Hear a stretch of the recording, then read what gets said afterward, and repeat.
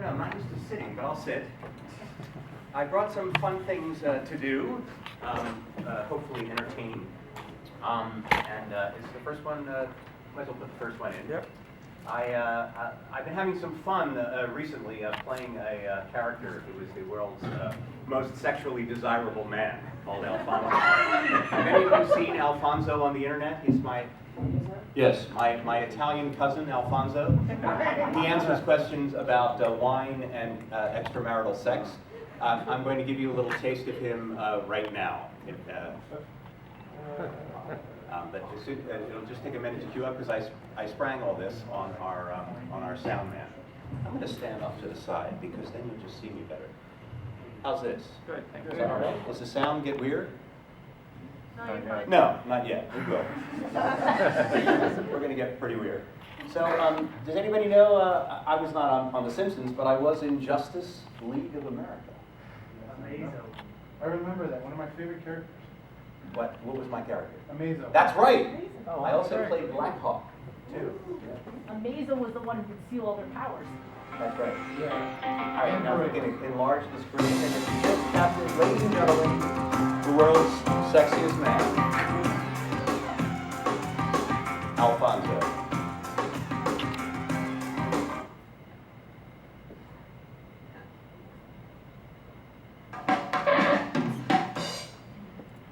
The following video has been rated not politically correct by at least 17 of the director's friends and should not be viewed by anyone.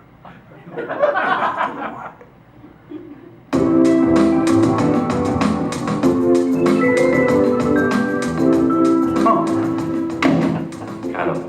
Welcome to Ask Alfonso. I am Alfonso. Sal from Farmington, New Mexico writes, Dear Alfonso, when I make love to my girlfriend, she never screams and moans in ecstasy. What am I doing wrong? Well, Sal, your problem is that you are not making love to her with my penis. Because if you were, she would scream and moan so loud that the police would come to your house to investigate a possible homicide. It would get so bad that the neighbors would complain and try to have you evicted, and there you would be with no roof over your head, nothing outside under the stars, with nothing but a spent woman panting by your side, and my penis in your hand. Then, if you tried to make love to her one more time, her moans would be so loud that the wolves would come down from the mountains and they would devour both of you. Except for my penis, of course, for even the wolves must respect the feral manliness that is barely restrained within its shaft. So, think about how lucky you are, Sal, not to have my penis. You would be homeless, devoured by wolves. Maybe it's just as well.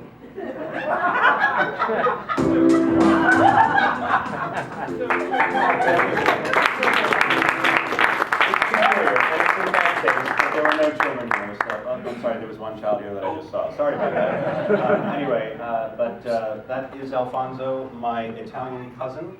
You can also see him on YouTube, and if you go to a website called vmsplay.com, and he will answer all of your questions about romance and sex. I developed that character with a comedy group in California called the Acme Comedy Theater. And in a few minutes, I will show you a sketch. When they have a guest host at the Acme Comedy Theater, sort of like doing a Saturday Night Live show. You host their regular troupe of actors, you do sketches with them, and they write sketches that are particular to that particular guest host of the week. So, of course, we had to do a Star Trek convention parody. And they said, what, and I said, I don't want to do one of the, I don't want to do the Shatner thing, the Get a Life thing, because my experiences at conventions have always been, very pleasant. And he says, well, does there anything? He says, no. And I said, I have no bad. I said, first of all, I hate taking pictures with stuffed animals. Okay, when somebody hands you a stupid stuffed animal, and then you see pictures of yourself on a website with some goofy stuffed animal. That part I don't like. And the other thing, I find it hard to say no if a fan asks me to do something. I find it hard to disappoint them. So we went with that idea. So in the next sketch, when it comes up, It will be it's a live comedy sketch in front of an audience called Please Sign This, and I cannot say no to any. Oh, not the encore. Please, there it is. The sound's not perfect because it's live, but see if you enjoy this Star Trek convention sketch. Okay, Mr. Picardo has another signing after this, so please have your pictures ready, your camera caps off. Let's keep this line moving, people. Next. Okay, thank you, Mr. Picardo. Hi, it's so nice to meet you. I am your biggest fan, seriously. Can you please sign that picture of you? Happy who shall we out to? James, that's cool. Just James. Just James. I love James. Oh, thank you. Next. Sign my shirt, please. I'm sorry, this is a picture signing. Please leave it the picture. Oh, sorry, no. As you wish, Mr. Picardo. Thank you, thank you. Next. What you got there? Mr. Picardo, this is your wig from when you played the villain in 1981's The Howling. I bought it off eBay for $17,432. That's really great. Would you sign it, or would you put it on for me and say, I'm going to give you a piece of my mind while you pick Rain Man or Third Emmy? Absolutely not. It's okay. All right, just give me a second. All right. I want to give you a piece of my mind. Oh, cool! $17,000, huh? Yeah, that helped pay for my new kitchen. Picardo? Yeah. Will you bite this piece of pizza for me? Sure.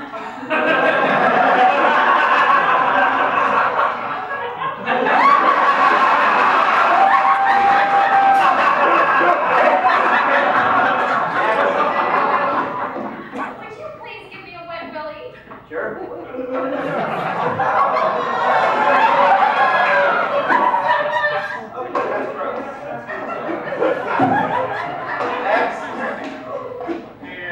Will you recite Jeffrey Chaucer's A Canterbury Tales? Sure. Into the cell phone, please. Yeah. You want it in Middle English? In authentic Middle English, I please. can't expect him to be so. Quando va aprire di sciure solda la vita bauta Madre die Weiningsbeschlagtüre, Beschlagtüre en gender die staturen. En zeven is weet dat Brent iets meer gaat dan every hoort on her. Leave a message at the beat, please.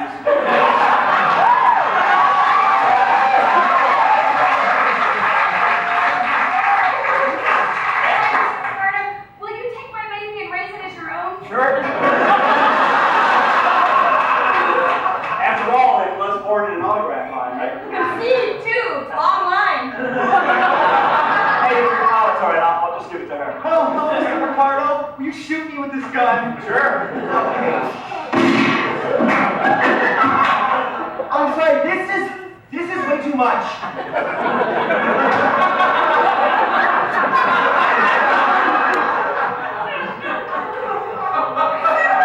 Way too much. I can understand how you might love your fans, Mr. Picardo, No, but I love them and they're here for me and I just figure I might as well give them what they want. yeah, but if you just kill the man, you gotta have boundaries. There has to be a line that you can't cross, okay? For God's sake. This is a Star Trek convention. Could you shoot it? Sure.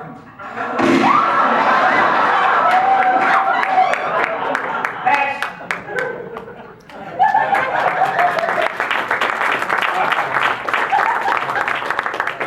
Remind you of anything? No, you, huh? It was evil, but it was so true. It's evil, but yes. My favorite thing is when the guy shoot the guy and then I give him his picture anyway. The baby thing. And signing the pizza I thought was good too. And the baby. Thank you. Now I'll do other stuff. Do you have questions? Are you supposed to ask me questions? Are you moderating? I'd like to. You may ask me a question, or I don't know what the format is. I don't want to hijack the event. Not at all. Okay. So let's talk for a living. All right. You're prolific as an author, they write books about everything you've read. Like you're prolific as a musician, you have decades of albums. And you are probably one of the most prolific actors. How do you do going from, for example, a long steady role like Voyager to as opposed to the smaller stuff like Castle, for example. Is it a different kind of preparation? Is it a different kind of mentality? Well, you know, it's very hard to be a guest star in television because the regular cast members get to know each other and they work together every week. So when you come in there and perform a guest star role, you really have to know your stuff. And I always admired, we had very high quality guest stars by and large on Voyager. And I was always very nice to them because I know that it's hard to do that. I've done enough of it myself before, and certainly in the years since. I always admire, especially dramatic shows where you have to come in and do one scene where you're crying hysterically or something like that. You've lost a child or a wife or a friend or whatever. In so many of the procedural shows, the actors have one or two scenes, and it's always at a moment of tremendous, emotional stakes. So it's not easy to be a guest star. So I always make it a habit when I'm on my own show to be kind to them, and I appreciate it when the regular cast is the same way to me, as they certainly were on Castle. I think Nathan Fillion was he was aware of my work from Star Trek, and maybe perhaps even a bit of a fan. So I think it was his idea to have me on, and he was great to work with, and I thoroughly enjoyed working on it. This past season, I got an on-camera reunion with Dana Delaney, my co-star from China Beach in Body of Proof, which was incredibly cool to sit across the table and look into those beautiful eyes once again after a 20-year interlude. So I enjoy guest star work. Sometimes it's, I was also on The Mentalist this year. It was a very small part, and I almost didn't do it, but I think part of the reason they wanted a recognizable face was they wanted people to suspect me as the killer. So they sometimes cast an actor that you think as the red herring, that you'll think is the bad guy because he's played a certain number of bad guys, and also because it's too small a part, he's not the bad guy. So I think I was misdirect for the audience that they thought. But I also got to work with Malcolm McDowell, who I'd been in a movie with. 25 years earlier, called Get Crazy, the kind of movie that jumps off any actor's resume. It just was there for about a minute and a half. It wasn't a very successful film, but he was the funniest thing in it. He played a character sort of based on Mick Jagger, who had lengthy conversations with his penis, just like Alfonso. He would go in the men's room and he'd have a chat with himself when he was at the urinal. It was a one joke part, but he was incredibly funny doing it. Your preparation really isn't different as a guest star, other than because it's not your show, you better be over-prepared. Because you don't know how the director works, how fast they go, whether they're going to shoot it in different sequence. You just have to go with your lines very well prepared. So the last thing you want to do is slow the production down when you're the new guy. One fan came up to me today and said, "I just saw you in a porno." And I said, "What?" He said, "No, I just saw you in a porno." I said, "No, I'm quite sure not." And he said, "No, this new show called Femme Fatales." And I went, "Oh yeah." In Cinemax this month, I'm on a show called Femme Fatales, which has a certain amount of, how should we say it, TNA in it. Not with me. I'm just the villain in a scene where everybody is fully clothed. But you will see my bald head in the preview trailer. I'm sort of juxtaposed with other large round objects in the frame right before me and after me. So, but they have other very well-known actors playing straight parts in it. But I just can't wait to see, when I'm in church next month, after it's aired in the States at the end of the month, to see what kind of comments I get, because nobody will want to admit that they had the channel on watching it. For years, Cinemax has been called Skinemax in the States, with their sort of R-rated fare. But yes, I'm in a show called Femme Fatales. Yes, there were a lot of naked women in it, none of whom I saw. Yes, I will live to regret it. Yes, I kept my clothes on. They even offered me a part, a scene, how should we say it, in flagrant delicto. They offered me a part where I did have a scene where I'm clothed, but how should I say this? Having fun with a young friend. But my younger daughter said, "If you do that, I'll kill you. So I turned that down and just played a regular villain part. But a very well-known actor took the part, you know, and I talked to him. I said later, I said, how did you feel about doing the sex scene? He said, that's the reason I took the part. So, yes, Kevin. So you mentioned the fondness for some particular roles, like kind of, and you also mentioned the regrets from some of the smaller movies that get crazy and whatnot. Is there anyone that you'd really like to return to the most? If, in a perfect world, if you had your choice, either the particular character that you played, or the environment that you worked in, or just a show that you wanted to see continue on? Well, I miss the cast of Voyager very much, and it would be great fun to have some sort of a reunion show. That can never happen, but it would be fun to do that. I do see the castmates from the show, especially the men.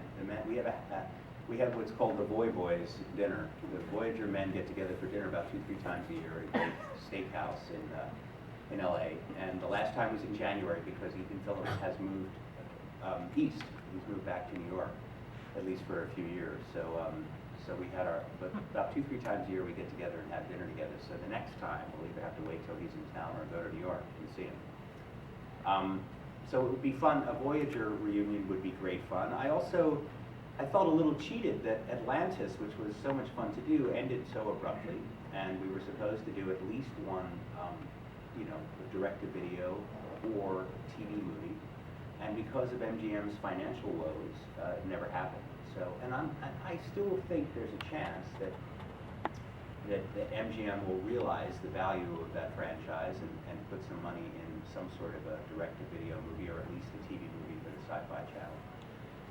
And perhaps do some kind of a special forces thing where they just mine popular characters from the 3 different Stargate, 3 different Stargate shows. But I don't know if that'll happen or not. But that would be fun to do. Other than that, I think more of having reunions with particular actors on screen versus a particular, going back to the show itself. It's really the people you work with and the character you find, of course. But that's what you miss the most. I recently went to a big party for Warner Brothers celebrating 50 years of Warner Brothers television, and and all the people that a lot of people I worked with on China Beach were there. Also producers and behind the scenes people. So it's fun. But my next goal is to get on The Big Bang Theory. He likes me, and I've talked to Bill Brady a couple times about it, so I hope to show up on The Big Bang Theory someday. We can start on the fan cam.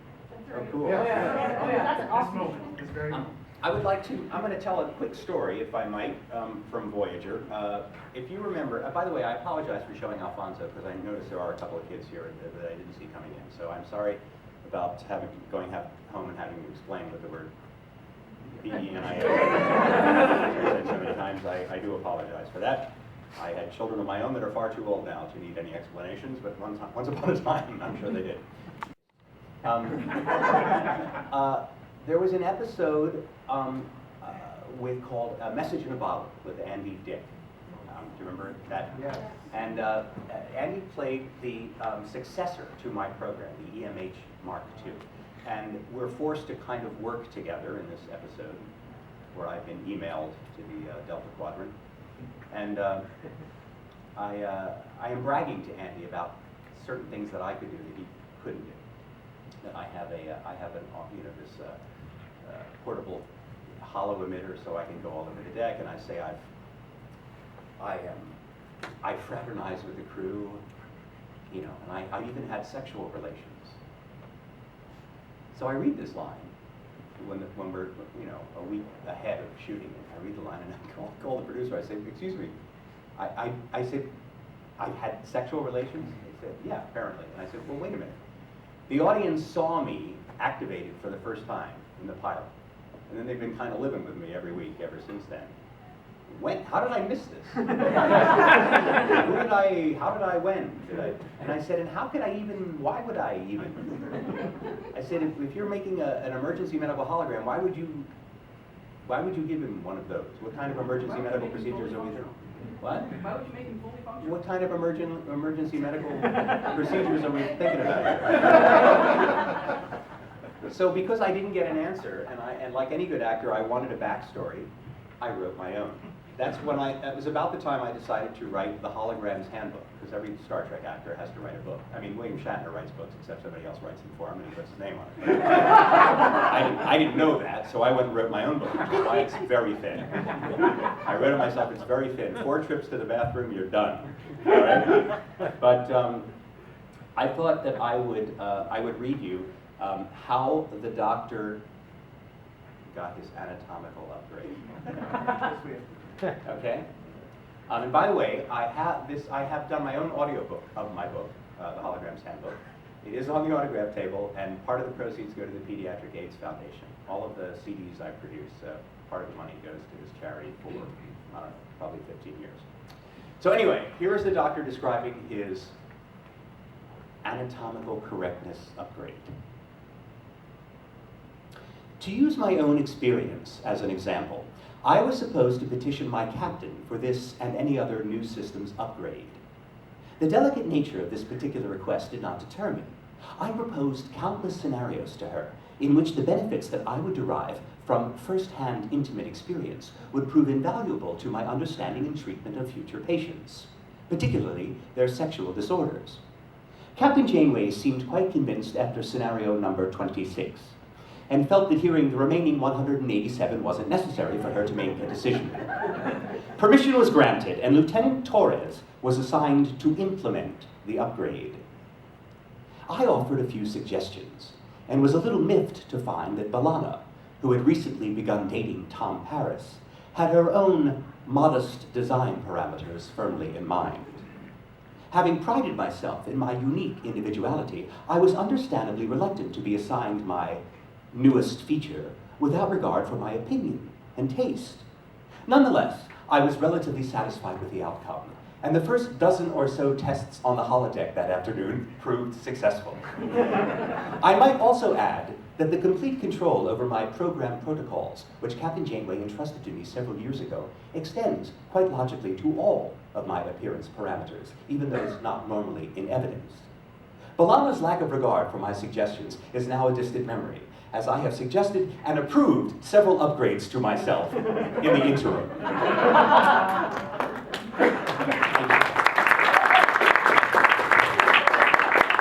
Those are far more carefully disguised penis jokes.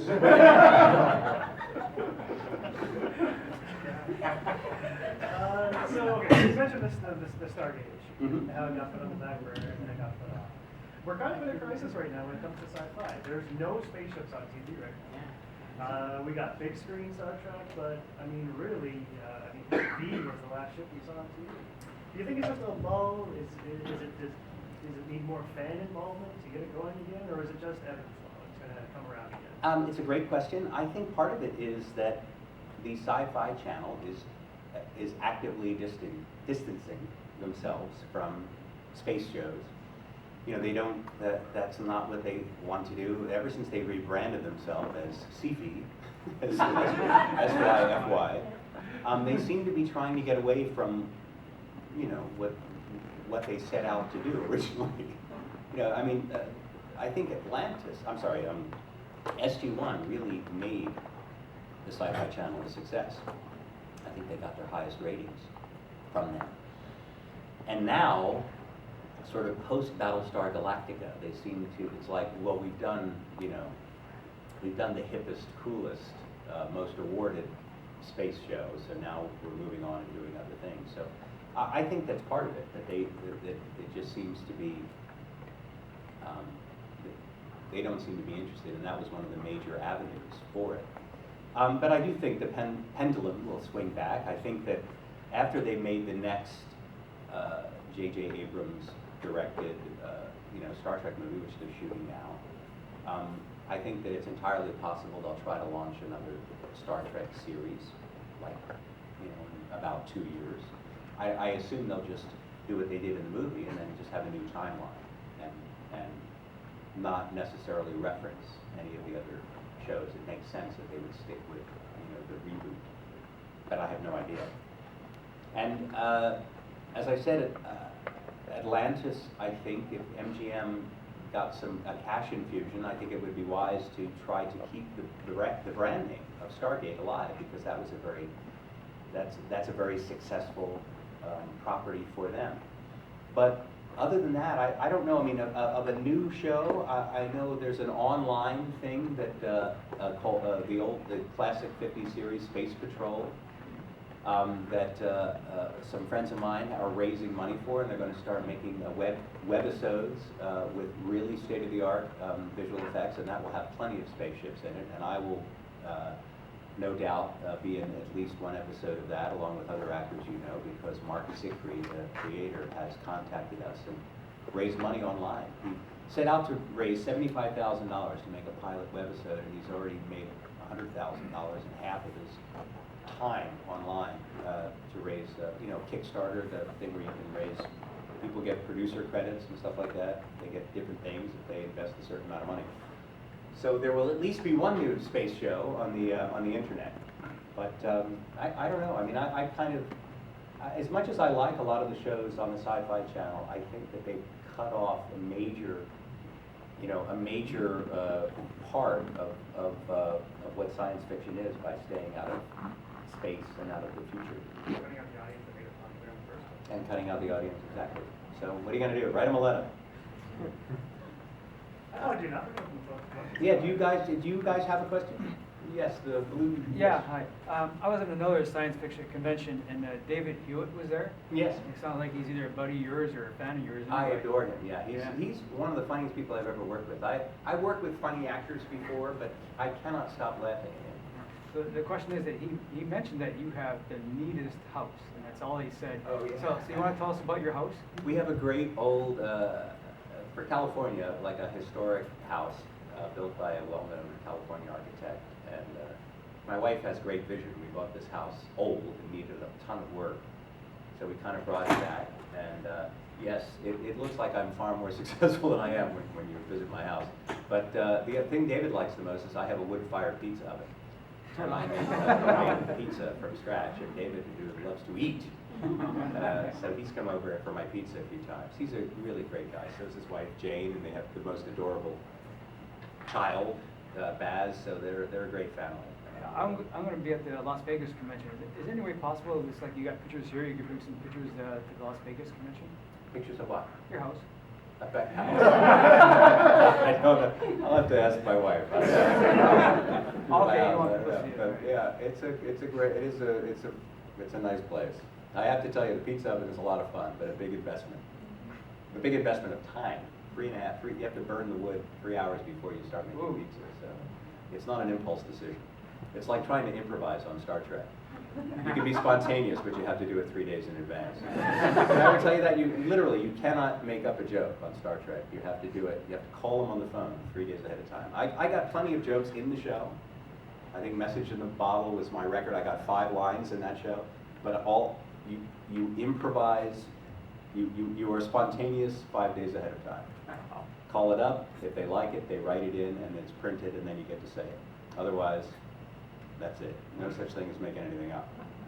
Didn't you get the role in Voyager because of the joke you had? I thank you. I did. You're very good. They had seen. I heard after I got the part, they'd seen 900 actors for the Doctor. Now, meanwhile, I turned down the Doctor's audition and read for Neelix because it was a bigger part, and I had no idea that it would be 4 hours of makeup.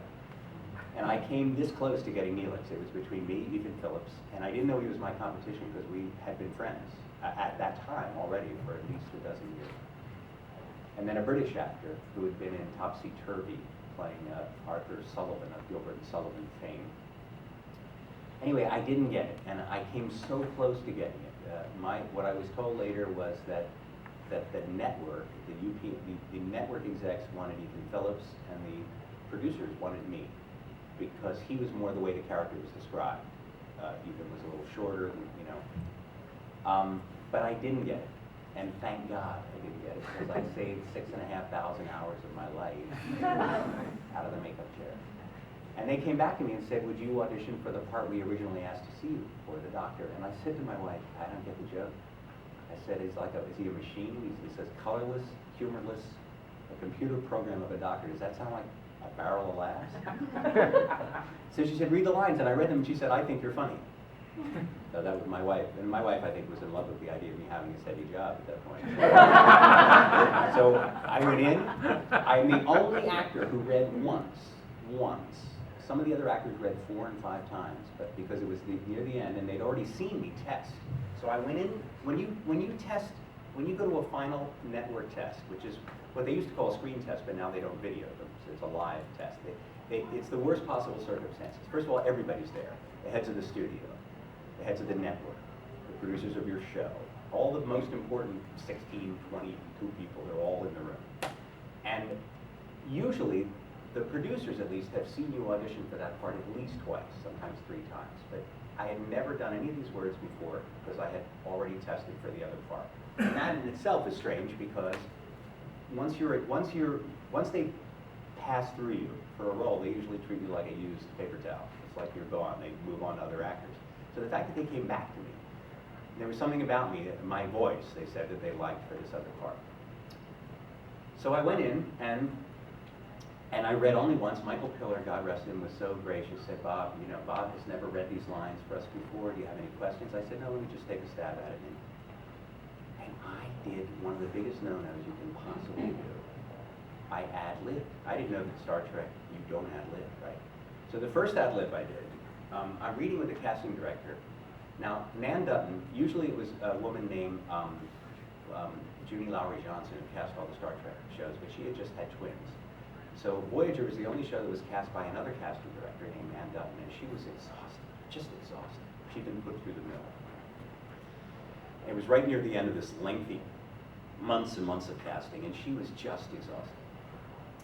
So she's reading the lines with me, and the line from the pilot, I'm supposed to scan somebody, and I say, your injuries are not serious. You can return to your station. So I scan the casting director, and I say, your injuries are not serious. You can return to casting. I said, at the audition, in front of everyone. And she blew her cookie. She went, like, I can't believe you said that, and laughed. And then I just went on, and then I only had 6 or 8 lines, and I knew I had to make them laugh. And then at the end, the last line the doctor had in the audition scene was, sick bay is suddenly empty. And I say, I believe someone has failed to terminate my program because I've been left alone in sick bay. And I took a long deadpan look at everyone in the room and said, I'm a doctor, not a nightlight. And I got a huge laugh, walked out, and they hired me. And it was just this cheesy DeForest Kelley ripoff got me 7 years of work. And that became the source of them using D. Kelley jokes for me thereafter. That's what gave them the idea, and that's why I did. I'm a doctor, not a counterinsurgent. I'm a doctor, not a voyeur. I'm a doctor, not a doorknob. I mean, literally, they just decided. And when I met D. Kelley for the first time, I said, my character, first of all, when he went on stage, he said, damn it, Jim, I'm a doctor, not a hologram. I thought it was pretty funny. But when I met him, I said, Mr. Kelley, I said, my character pays homage to your character all the time. And he goes, you mean you steal from? And I said, yeah, pretty much. So. We're running a little bit short on time. Really? I thought I had a whole hour, no? Yeah. I'm not even going to get, all right. You have a lot of room with casts and with 7 and 9, especially with relationships with them on Voyager. How do you with female relationships? How do I like female relations? I love them. I mean, on screen, how do you like interacting with females on relationships like that on screen? How do I react with females on screen? Well, the whole the relationship I had with 7 and 9 in the show was also a problem. With Voyager, how long would you work in an average workday, and how long does it take to make an episode? We shot 7 days in an episode, and often there were second unit days, which means while you were shooting the next episode, they might pick up a scene or something from the previous one. That's what they had. A second unit means literally a second camera unit, and simultaneously with the first unit, which was already doing the next episode, you might pick up things that you didn't have time to do, special effect shots and stuff like that. But we shot 7 days. We averaged, it seems like about, I don't know, 6 to 7 pages a day. Some heavy dialogue days we might do 10 pages of dialogue, and other days that were heavy special effects and action we might only shoot 3 pages. I think we worked, it depends on the director and how complicated the show was. We often worked 16-hour days, but I would say the average work day was probably 14 hours. And so your call keeps getting later and later in the week. You start out the week with a 6 a.m. call, and by Friday you might get an 11 a.m. call and work till, till 1 or 2 in the morning Saturday. So we worked hard, and the poor guys in makeup, like Ethan Phillips and all that. Remember, they were there the whole day, plus the 3 hours into the makeup and 45 minutes out of it. Any? Yes. Why did it take so long for them to give you a name? They waited till the final episode. Another fault of mine. About 3 weeks before we went on the air, I said to Rick Berman, "Are you going to list me as Doc Zimmerman in the opening credits?" And he said, "Yes, we are," because that was what the Doctor's name was going to be. And I said, "Well, we're doing kind of a plot point of what is the whether the Doctor could have a name and should he be entitled to have one, because we were doing a story about it in episode 4. We just shot it. I said, are we kind of giving it away if we start out calling him Doc Zimmerman and and he's talking about, I'd like to have a name, may I select a name? We're kind of killing the suspense." And he said, "You're right." And they changed the opening credits. And I know this because they gave me my original credit, which said Doc Zimmerman, Robert Picardo. They took it out. They took the name out and replaced it with the Doctor. I didn't realize it was an homage to Doctor Who, really, because the Doctor Who is the Doctor. I was not knowledgeable about that show at that time, but because of that one suggestion, that was another joke we played on and off for 7 years. Yes, sir. Were you a Star Trek fan before you cast? I hate to answer this question. No, I'm sorry, but I have thrown myself at the feet of the faithful, and I've seen the light. Thank you, Gene. No, I didn't start out one, but when they gave me the job, I watched about a dozen Next Gen episodes, and I was knocked out because I was remembering the original series, which always looked a little goofy to me. The sets and the ski pajamas that they were wearing and all that. So I didn't really get it until and then I've gone back and watched. I still have seen the least of the original series of all the shows, probably, but I really like Next Gen a lot and Deep Space Nine, and I'm proud of our show. Were you concerned about being, when you went on the show, were you concerned about being cast to that as, how some people are only known as that character? No, I had a reasonable career before it, so I wasn't concerned about being identified with a role. I was more concerned with being compared with Brent Spiner, who was so wildly popular, and because I knew that my character would have many of the same storylines that he did. So I didn't get to sing. Are we done? Were there give me the Please do. Can I sing one song? I want to remember, I have CDs on the table. I have a brand new, I have comedy one. Should I sing a funny song or should I sing something new? You want to sing a Voyager? Can you hit the opera for us? I could do the opera, but it's a little, if that's what you want. I'd rather do, what? Can I do a Voyager parody? How about that? Yeah. All right, this is a song I wrote. You just asked how many hours we normally worked. Well, it was earlier, in the early seasons it was usually a longer day, as much as 16 hours. So I wrote a song about what it's like to perform on number 2, what it's like to perform on a Star Trek series. Hopefully I'll remember the words. Go to the library. All right.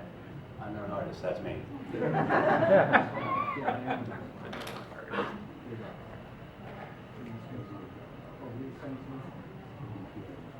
What is that? It's not blank. It's a bird. Yeah, no, but I've tested it. Try number 2 again. It does? Aw. Acapella, why not? I tested it. All right, I'll sing something a cappella. All right, I'll give you a tiny taste of opera, all right? Okay. Are you ready? Go. La donna immobile, qual più mal vento, muta d'accento, e di pensiero, sempre un amabile, leggiadro viso, impianto e riso, e menzognero, la donna immobil, qua più mal vento, muta d'argento, e di pensier, e di pensier,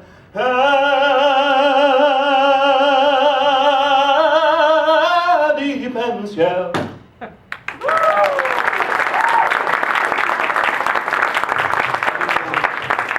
Pick the right key, but it was close enough. Anyway, are we done, or do I take one more question?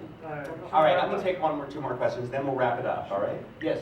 How would you have got Voyager home? How would I have gotten Voyager home? Yes, sir. Never been asked that question before. Really? I would have thought you would. How would I have gotten Voyager home? I think that I would have turned all of the crew into holograms and emailed them back. And with me and message in a bottle. That way no one would get old. Nobody's boobs would sag. Nobody's hair would fall out that hadn't already fallen out. And we'd all just look great for all eternity. So that's my that was my initial reaction to your question. And they don't have to serve food on the way home because we don't eat, right? Because we don't have the stomach for it. Yes, did you? Yes, I just have a question. Can you look forward to more Morlocks? More Morlocks, big science fiction movie, I don't know. In 3 years, I was in Monster Wolf, Morlocks, and Mega Shark versus Crocosaurus. So I can't be in any more moronic movies. Because it sounded like I could only be in moronic movies, because they all sounded silly. But but I don't know if there'll be any more Morlocks. But I had fun. Again, David Hewlett. We shot that in Bulgaria in the winter, in an unheated soundstage, and it was snowing outside and colder inside. The soundstage was colder than going outside. I've never been so cold in my life. We had steam pouring out of our mouths all the time, and it was miserable, but the people were great. Yes? How did you enjoy doing Voyager compared to the episodes where you actually directed it? I only directed 2 episodes, but I didn't take to directing the way my castmates, Robbie McNeil and Roxanne Dawson, were like, this is what I always wanted to do. I just didn't have that feeling. I did a good job. In fact, the second thing I directed was considered the best episode of that season in a recent survey, the One Small Step, which paid homage to all the NASA, the early space explorers in it. It's the one where we find the mummified corpse, basically, of a NASA, the guy who's been in a sort of a space tomb for 300 years, because he was one of the early, explorers to Mars. Really, I just would rather act, which is why I haven't pursued it since then. But Roxanne and Robbie both love being directors, and they've just taken it on, as a great new career. Yes, sir. I have an SG-1 Atlantis question. On SG-1, you were a bit of an idiot, Woolsey, and the character really evolved into a really powerful, really deep character in Atlantis. Were you involved in that evolution? You know what it was? It was the producers liked me, and they painted themselves into a box by casting me as an incredible dick. The first appearance on the show, I'm just a jerk. Absolutely. I've been brought in to make someone's head roll after this tragedy. So I'm going to find somebody and blame them. And then after that, they liked me, so they kept bringing me back. But they'd already established me as a dick. So the next time they brought me back as an incredible dick who meant well. And then an incredible dick who meant well and was aware that he was a dick. And, it was like everybody hated him, but I feel bad about that. I mean, they kept giving me these little foibles, and then I was a coward. We did one episode with these digital bugs. It was a crossover episode, I think, from SG-1 to Atlantis or something, but we were on a planet with a bunch of bugs, and I run away from danger faster than anyone else. So when Joe Malazzi called me and said, how would you like to be the new leader of the Atlantis expedition? I said, I love doing your show. I said, we've established me as a coward. I have no leadership skills. No one likes me. No one listens to me, no one takes me seriously. How am I gonna leave? He said, don't worry about that, we'll fix that. So I said, okay. So they just, they managed to find a way. I mean, Woolsey had been redeemed and given some comic foibles and they made him more likable, but they really found a way in very brief but deft strokes, I thought, in the early episodes, to show that this is a guy who really wanted to learn. He was, and the idea of somebody changing careers later in life is a very popular one now because of our economy and all that. People trying to redefine themselves in middle age and do something new. You know, he'd been a theoretical guy his whole life, the kind of the Monday morning quarterback or the briefing room guy who planned and strategized but never did anything himself. So to actually become the real guy, instead of evaluating you, I'm going to try to be you, was a cool challenge, and I had a great time doing it, and I wish it had gone on longer. And I thought by the end, by the final episode, I really came into my own as a commander. I thought in the control room, I thought I really had finally grown into the role, and then, well, they don't call me the franchise killer for nothing. You know? That was just kill it, pull the plug. All right, I'm going to close with something dramatic, which I never ever do. All right. I just did an audiobook of Dr. Jekyll and Mr. Hyde, which will come out in late July. I performed the whole book. I was asked to do any book of my choice that was in the public domain. And I picked Jekyll and Hyde because of its association with Voyager. When we did an episode called The Darkling, which was the Doctor's Evil Other episode, I reread Jekyll and Hyde and stole from that as much as I could for that performance. So they asked me to do it, so I did the book. I had a great time. I play all the different characters in different voices. And then as a bonus track for Star Trek fans who know I sing, I wrote a song where I encapsulate the whole book in music. But I can't sing it because I don't have the music. But I'm going to read it as a poem. So this is my version. I wrote a one-page poem which sums up all of Dr. Jekyll and Mr. Hyde. Do you remember the story? He designs a potion because he feels this terrible dichotomy in himself between his evil impulses. And he's a pillar of society, right? I'm a doctor, people love me, I save people, I'm respected by the community, but I have these other impulses. So rather than deny those impulses, I've created a second self. I drink this potion, the second self goes out and does whatever he wants, and then comes back, and I drink the potion again, and then I'm back to being myself. It was the perfect way to give rein to all sides of his personality, but until it screwed up, and suddenly he couldn't control it anymore. Do you remember that? Even without the potion, he kept becoming the evil self. It's a great book. I highly recommend it, especially if you're a kid, because it's short. You can read it and write a book report in one night. So here is called Jekyll's Lament. This is my entire creation of the whole book in one page. First time I've written a poem in a long time. I hope you like it. And it'll be over in 60 seconds, and then I will leave, okay? Since youth, I've waged a war in me twixt honor and desire. This cumbersome duality much research did inspire. A potion I devised for me with power to divide the fortress of identity, releasing Mr. Hyde, free, unbridled Mr. Hyde. My other self could now attack each vile and sinful notion, then welcome Dr. Jekyll back with one more dose of potion. But soon Hyde's vice for pleasure's sake became a murder spree, and I resolved no more to take the drink that set him free. Cold, remorseless Mr. Hyde, squat, repulsive Mr. Hyde. To redeem Hyde's evil deeds became my sedulous assignment.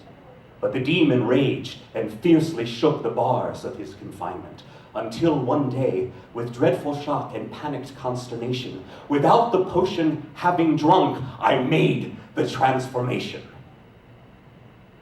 Days passed, and now I sit in fear and tremble with emotion.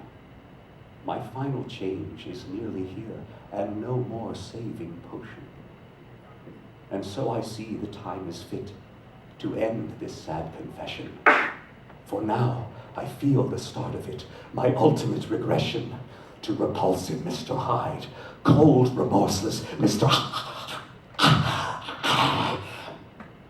Free, unbridled Mr. Hyde. Hunted down, I won't abide. cheat the gallows, I decide, and choose a coward's suicide. Kind